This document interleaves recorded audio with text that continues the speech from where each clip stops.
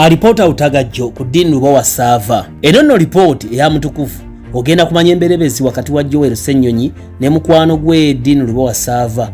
Beppo bana baakolako bonna ku NTV.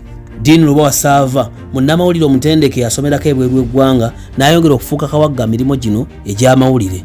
Olw'amalala amangi n'essugumbuli, Dean Lubowa yagobwa eyo ku NTV mu ngeri yalimu obusolosoofa bwekigambibwa mbu amaddu gaamulengeja n'abba akasente ku basajja bakyeruppe. Yakolako ku Delta TV wabula n'agobwa olw'amawaggali wuuyo ku BBS Telefina, naye kitawe n'afuumuulwa ng'afuuse kawagga mbu yali afuuse bazekketta. Kyova olaba Dean Lubowa mukambwe ennyo eri Obuganda naddala mayiga kubanga kigambibwa nti yamugoba yennyini mwene.